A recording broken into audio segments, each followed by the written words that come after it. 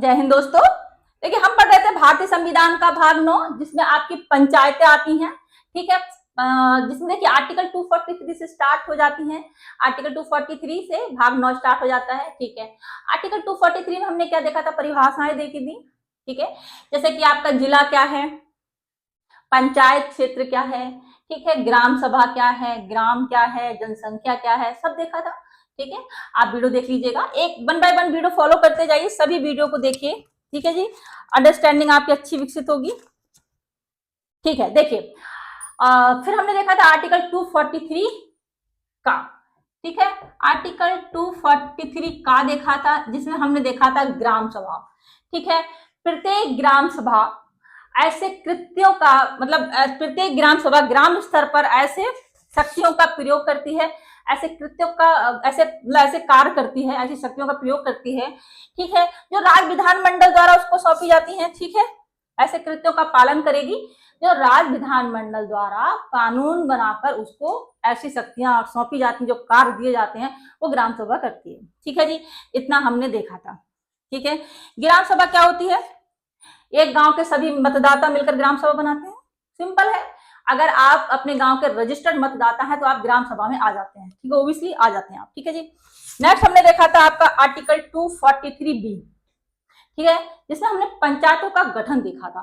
त्रिस्तरीय पंचायत देखी थी हमने। प्रत्येक राज्य में ग्राम, मध्यवर्ती और जिला स्तरीय 3 प्रकार की पंचायतों का गठन की बात की गई थी। ठीक है। मध्यवर्ती जो पंचायत है वो हर राज्य में नहीं है, वो जनसंख्या के ऊपर डिपेंड करता है। अगर किसी जनसंख्या 20 लाख से कम है तो वहां पे मध्यवर्ती पंचायत नहीं बनेगी। ठीक है, ओबियसली जनसंख्या कम है तो लीड भी नहीं है, तो वहां पे 2 स्तर की पंचायत है, एक आपकी ग्राम स्तर, जिला स्तर। ठीक है। ठीक है जी, वीडियो देखिएगा, एक एक वीडियो फॉलो करिएगा, सब एक दूसरे से कनेक्टेड रहते हैं। पिछले वीडियो में क्या पढ़ा था, जब वही नहीं पता हो तो आप आगे पढ़ने में है ना, समझने में दिक्कत होगी। तो देखिए, आर्टिकल 243 गा है आपका पंचायतों की संरचना और चुनाव। ठीक है, पंचायतों की संरचना और चुनाव। देखिए, पहले हम आपको बता देते हैं कि 3 स्तरीय जो पंचायत है। ठीक है, आपकी पहले आती है ग्राम पंचायत, सबसे निचला स्तर है। ठीक है, समझ में आया? देखिए, जो जिला है आपका, ठीक है, जैसे जो जिला है, जिला कई ब्लॉकों में बटा होता है। ठीक है, जिला आपका, ठीक है, जिला आपका कई ब्लॉक्स में बटा होता है, ब्लॉक में बटा होता है। ठीक है, जिला आपका कई ब्लॉकों में बटा होता है। ठीक, ब्लॉकों के बाद जो गांव होते हैं, कई गांवों को मिलकर, कई गांवों की पंचायतें मिलकर ब्लॉक का निर्माण करती हैं। ठीक है, कई गांव की पंचायतें मिलकर ब्लॉक ग्राम ब्लॉक पंचायत बनती है। कई गांवों की पंचायतों को मिलाकर ब्लॉक पंचायत बना देते हैं। तो कई जो गांव हैं वो ब्लॉक के अंतर्गत आ गए, समझ में आया? ब्लॉक जिला के अंतर्गत आ गया और गांव ब्लॉक के अंतर्गत आ गए, तो सभी एक दूसरे से संबंधित है। ठीक है। अब देखिए, जो आप देखिए जिला पंचायत, देखिए प्रत्येक जिले को कई ब्लॉक में बांटा गया, इतना समझ में आया? हर ब्लॉक की पंचायत समिति जिला पंचायत के अधीन योजना का समन्वय, अनुदान वितरण और निगरानी करती है। ठीक है, हर ब्लॉक की पंचायत समिति क्या करती है, जिला पंचायत के अधीन जो योजनाएं हैं, ठीक है, उनका समन्वय, अनुदान वितरण, ठीक है, और निगरानी करती है। ठीक है, इतना समझ में आया? लास्ट सबसे निचला स्तर आपका आ गया ग्राम पंचायत का। तो देखिए, ब्लॉक के अंतर्गत आने वाले प्रत्येक गांव या गांव के समूह की ग्राम पंचायत होती है।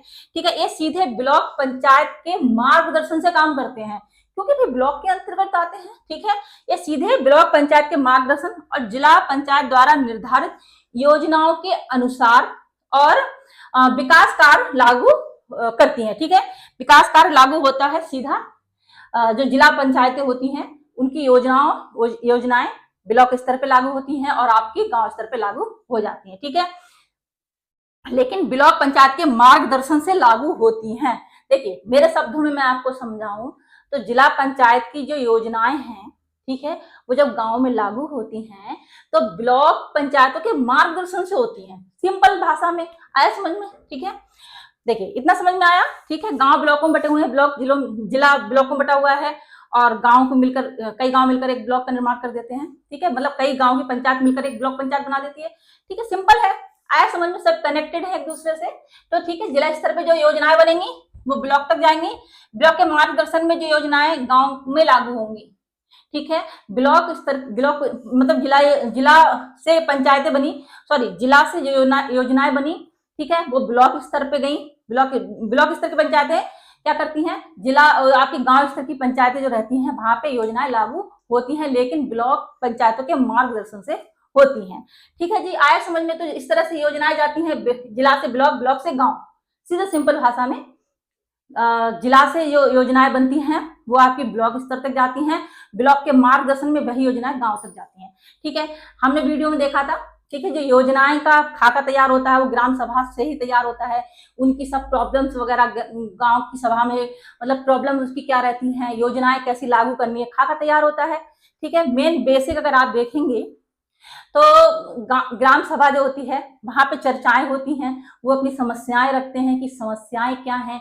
ठीक है, वो सब समस्याएं ग्राम पंचायत को जाती हैं, ग्राम पंचायत ब्लॉक स्तर पर उनको मतलब ग्राम पंचायत क्या करती है, उन योजनाओं को, ठीक है, जो जो परेशानियां हैं गांव में, ठीक है, उनको ब्लॉक स्तर पर भेज देती है। ब्लॉक पंचायतें जिला स्तर पर मतलब उन परेशानियों को, उन योजनाओं को भेज देगी, फिर इस तरह से योजनाएं लागू हो जाती हैं। आया समझ में?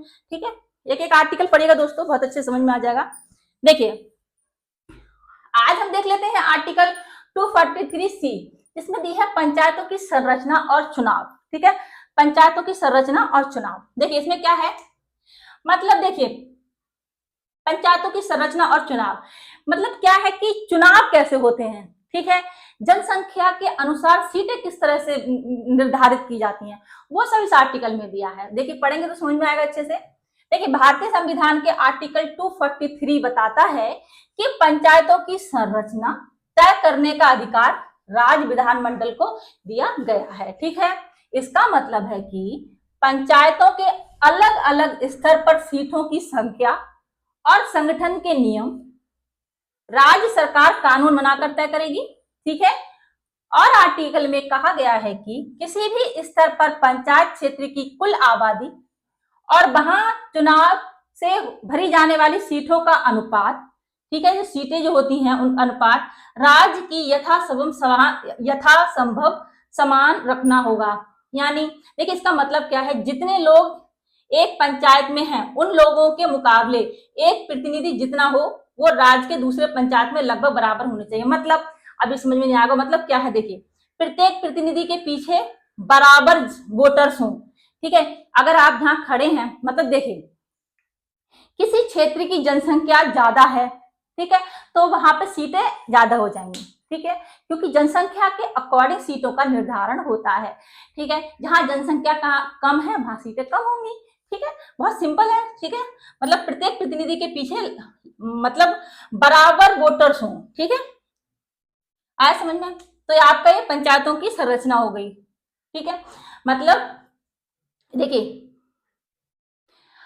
किसी भी स्तर पर पंचायत क्षेत्र की कुल आबादी और वहां चुनाव से भरी जाने वाली सीटों का अनुपात पूरे राज्य में यथासंभव समान रहना होगा। यानी जितने लोग एक पंचायत क्षेत्र में हैं उन लोगों के मुकाबले एक प्रतिनिधि जितना हो वो राज्य के दूसरे पंचायतों में लगभग बराबर होना चाहिए। मतलब प्रतिनिधित्व बराबर होना चाहिए। ठीक है, वोटर्स आपको ऐसा ना हो जहां पे जनसंख्या ज्यादा है वहां पे सीटें कम दे दी, तो इस तरह से तो क्या होगा, ठीक है, तो इस तरह से असमानता हो जाएगी।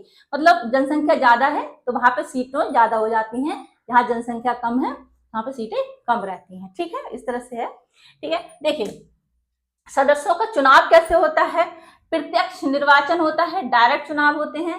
ठीक है, देखिए प्रत्येक पंचायत की सभी सीटें क्षेत्रीय निर्वाचन क्षेत्रों से प्रत्यक्ष चुनाव यानी डायरेक्ट इलेक्शन के माध्यम से भरी जाएंगी। डायरेक्ट इलेक्शन होते हैं, इसका मतलब है कि ग्राम पंचायत के हर एक वार्ड से और ब्लॉक या जिला पंचायत के हर एक सीट से पंजीकृत मतदाता सीधे अपने प्रतिनिधित्व का चुनाव करते हैं। ठीक है, डायरेक्ट इलेक्शन होता है। ठीक है, इसके लिए पंचायत क्षेत्र को छोटे छोटे निर्वाचन क्षेत्रों में बांटा जाता है। पंचायत क्षेत्र को छोटे छोटे निर्वाचन क्षेत्रों में बांटा जाता है जिसमें प्रत्येक हिस्से की आबादी और उससे मिलने वाली सीटों की संख्या का अनुपात पूरे पंचायत क्षेत्र में लगभग समान हो। मतलब वही बात है कि जनसंख्या के अनुसार ही सीटें मिलती हैं। ठीक है, एग्जाम्पल देखिए, यदि एक पंचायत क्षेत्र के दो हिस्सों की जनसंख्या में बहुत अंतर है तो अधिक जनसंख्या वाले हिस्से में ज्यादा सीटें होंगी। ठीक है, ताकि हर सीट बराबर जनसंख्या का प्रतिनिधित्व करे। ठीक है, जहां सीटें ज्यादा होंगी, यहाँ जनसंख्या ज्यादा होगी। ठीक है, इस मतलब क्या है, ताकि प्रतिनिधित्व समान हो सके जनसंख्या का। ठीक है, आया समझ में। देखिए यहाँ पे आरक्षण की भी बात की गई है। देखिए मतलब सदस्यों का चुनाव जो हमने देखा था, डायरेक्ट इलेक्शन देखा था, ये आपका क्लॉज 2 आता है इसमें, आर्टिकल 243 सी का क्लॉज 2। ठीक है, देखिए आरक्षण की व्यवस्था भी इसमें दी गई है, महिलाओं को भी आरक्षण मिला हुआ है 1/3। ठीक है, देखिए 73वें संशोधन संविधान में पंचायतों के लिए आरक्षण के प्रावधान जोड़े गए हैं।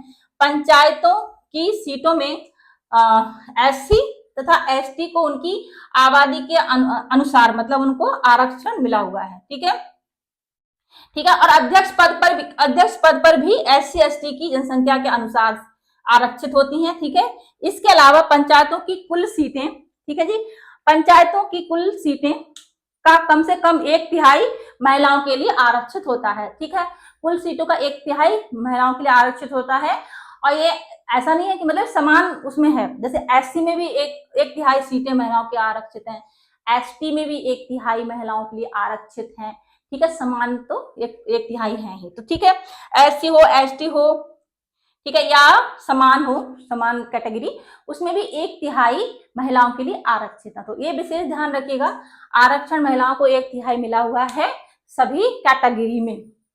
ठीक है जी, आया समझ में। तो आरक्षण की व्यवस्था भी है इस आर्टिकल में दी गई है। नेक्स्ट आपका देखेंगे पंचायत क्षेत्र का चुनाव। ठीक है जी,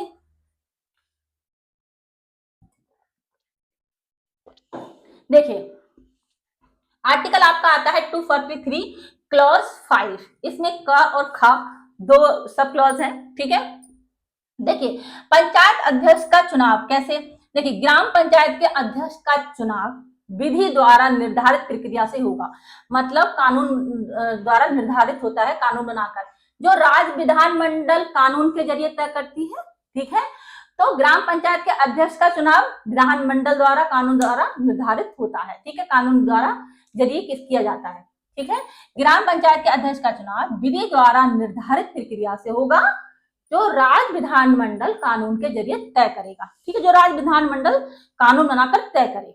ठीक है, आज सिंपल है, यानी राज्यों में कुछ जगह सरपंच प्रत्यक्ष चुनाव से चुने जाते हैं। ठीक है, कुछ जगह पे कुछ राज्यों में क्या होता है, जो सरपंच होते हैं वो डायरेक्ट चुनाव से चुने जाते हैं, और कुछ जगह पे क्या होता है, विधानमंडल अलग व्यवस्था कर सकता है। ठीक है, वहीं मध्यवर्ती जिला पंचायत के अध्यक्ष का चुनाव उन पंचायतों के निर्वाचित सदस्यों के बीच से ही होता है। ठीक है, आया समझ में, जो मध्यवर्ती जिला पंचायत के अध्यक्ष का चुनाव उनके सदस्यों के बीच में से ही हो जाता है। ठीक है, आया समझ में। देखिए एग्जाम्पल देखते हैं, चीजें समझ में आएंगी। यदि किसी ब्लॉक पंचायत में 20 सदस्य हैं, ठीक है, तो इन सदस्यों में से ही ब्लॉक अध्यक्ष, बीडीओ सुना होगा आपने, ठीक है, ब्लॉक अध्यक्ष, ठीक है, ये बीडीओ बोलते हैं इसको, बीडीओ का चुनाव होगा। इस तरह जिला परिषद के सदस्य भी अपने बीच से ही, देखिए जिला परिषद का जो मतलब जो अध्यक्ष रहते हैं, अपने बीच के सदस्य ही उनको चुन लिए जाते हैं। ठीक है, आए समझ में। ठीक है जी, तो आपका ये जिला पंचायत का हो गया, और मध्यवर्ती पंचायत के अध्यक्ष का चुनाव निर्वाचित सदस्यों के बीच में से वो अपने अध्यक्ष को चुन लेते हैं, सीधा सिंपल। ठीक है जी, ठीक है। और देखिए कुछ राज्यों में सरपंच प्रत्यक्ष चुनाव से चुने जाते हैं। ठीक है, कुछ राज्यों में प्रत्यक्ष चुनाव से, मतलब अलग अलग है, राज्य का अलग अलग है। ठीक है जी, पंचायत जैसे अलग अलग राज्यों में क्या है, पंचायत राज अधिनियम, उत्तर प्रदेश पंचायत राज अधिनियम हो गया, तो सब राज्यों का अपना अपना, ठीक है, नियम कानून है। ठीक है, तो भी जो जिस राज्य का विधानमंडल कानून के द्वारा जो तय करे उस हिसाब से हो जाता है। ठीक है, तो संविधान में ये छूट दे दी गई है इस तरह की। ठीक है, देखिए लोकसभा, विधानसभा और राज्यसभा विधान परिषद सदस्यों की भूमिका, यहाँ पे आपका आर्टिकल 243C का क्लॉज 3 क्या बताता है, लोकसभा, विधानसभा और राज्यसभा विधान परिषद के सदस्यों की भूमिका क्या क्या है। देखिए इंपॉर्टेंट है, ध्यान से सुनिए इस चीज को। देखिए उन लोकसभा और राज्य विधानसभा के सदस्यों को पंचायत में प्रतिनिधि बनाया जा सकता है, जिनके निर्वाचन क्षेत्र में ग्राम या उच्चतर पंचायती क्षेत्र आते हैं। देखिए एग्जाम्पल, यदि किसी विधायक या सांसद, ठीक है, देखो विधायक या सांसद है अगर आप के निर्वाचन क्षेत्र में एक या अधिक पंचायत क्षेत्र आते हैं, मतलब आप विधायक हैं, सांसद हैं, आपका कोई पंचायत क्षेत्र आपके उसमें आता है, ठीक है जी, आपका निर्वाचन क्षेत्र, ठीक है, मतलब संसद के निर्वाचन क्षेत्र में एक या अधिक पंचायत क्षेत्र आते हैं, ठीक है, आपका पंचायत क्षेत्र आता है, ठीक है, तो वहां के आप क्या बन सकते हैं, आपकी बैठकों में भाग ले सकते हैं आप, ठीक है। देखिए, यदि किसी विधायक या सांसद के, ठीक है, यदि किसी विधायक या सांसद के निर्वाचन क्षेत्र में, जो आपका निर्वाचन क्षेत्र है, एक या अधिक पंचायत क्षेत्र आते हैं, ठीक है, आपके निर्वाचन क्षेत्र में आपका पंचायत क्षेत्र आता है, ठीक है, अगर जो आपका निर्वाचन क्षेत्र है और वो कोई पंचायत क्षेत्र वो उसके अंतर्गत आता है, तो आप वहां बैठकों में भाग ले सकते हैं, ठीक है जी, इतना समझ में आया, ठीक है।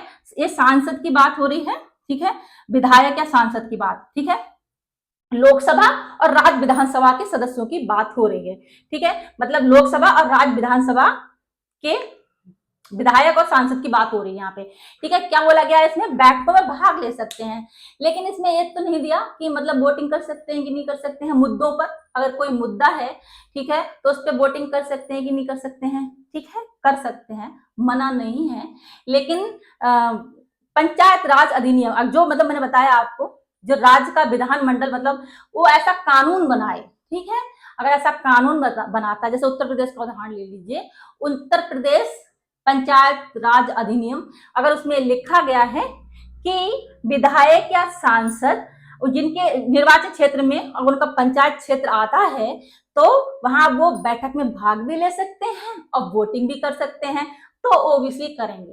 तो संविधान ने छूट दे दी है विधान मतलब राज्य विधानमंडल को कि वो अपने अनुसार इस तरह का कानून बना सकते हैं, ठीक है, तो अलग अलग राज्यों में अलग अलग इस तरह से कानून बना सकते हैं, ठीक है, ठीक है, ठीक। देखिए नेक्स्ट है आपकी राज्यसभा और विधान परिषद के सदस्य, ठीक है जी, राज्यसभा और विधान परिषद के सदस्य के बारे में क्या दिया है, ठीक है, ये तो आपका लोकसभा और राज्य विधानसभा के सदस्यों के बारे में हो गया, जो सांसद है, ठीक है, और विधायक है उनके बारे में हो गया था, ठीक है।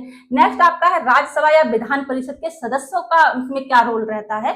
देखिए राज्यसभा या राज्य विधान परिषद देखिए राज्यसभा या राज्य विधान परिषद के वे सदस्य जिनका मतदाता पंजीकरण किसी मध्यवर्ती या जिला पंचायत क्षेत्र में है, ठीक है, मतदाता पंजीकरण, अगर आप मतदाता हैं, ठीक है, किसी मध्यवर्ती या जिला पंचायत क्षेत्र के, तो उन्हें उस स्तर की पंचायत में प्रतिनिधि बनाया जा सकता है। प्रतिनिधि क्या हो गए, अगर आपको कोई प्रतिनिधि बनाता है तो आप वहां उनकी समस्या रख सकते हैं, उनकी तरफ से बोल सकते हैं, यही हुए प्रतिनिधि, ठीक है, बनाया जा सकता है, तथा वे मतदान भी कर सकते हैं, ठीक है, यहाँ पे मतदान स्पष्ट लिखा है, मतदान भी कर सकते हैं, बैठकों में भाग भी ले सकते हैं।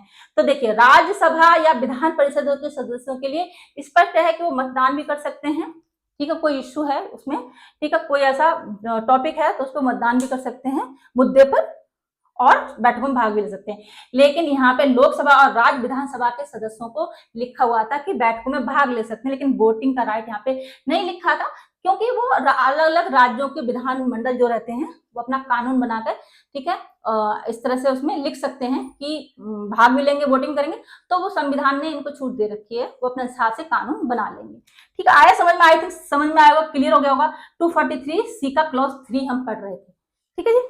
देखिए मतदान का अधिकार, आर्टिकल 243C का क्लॉज 4 है, पंचायत के अध्यक्ष और अन्य सभी सदस्य पंचायत की बैठकों में मतदान का अधिकार रखते हैं, सभी मुद्दों पर वोट कर सकते हैं, ठीक है, पंचायत के जो भी अध्यक्ष हो गए और अन्य सभी सदस्य, ठीक है, वो वोटिंग कर सकते हैं, बैठकों में मतदान कर सकते हैं, बैठकों में भाग ले सकते हैं, वोटिंग कर सकते हैं, ठीक है जी। लेकिन अगर मतदाता नहीं है, सदस्य नहीं है तो नहीं कर सकते, ठीक है। और एक कंडीशन क्या है, अगर कोई दिवालिया है, ठीक है, कोई मुकदमे वाला मुकदमे से रिलेटेड कोई ऐसा पर्सन है, ठीक है, तो वो नहीं कर सकता वहां पे, मतलब उसको वोटिंग का राइट नहीं है, ठीक है जी, बैठकों में भाग ले सकता, वोटिंग नहीं कर सकता, ठीक है। तो इस तरह से कुछ आपका ऐसा कुछ, अगर आप ऐसा मतलब सदस्य हैं और कुछ कानूनी कुछ मामला है, ठीक है, दिवालिया घोषित हो चुके हैं, कुछ मुकदमेबाजी चल रही है, तो वहां पे फिर ये राइट यहाँ पे चले जाते हैं, ऐसे लिखा गया है, ठीक है जी।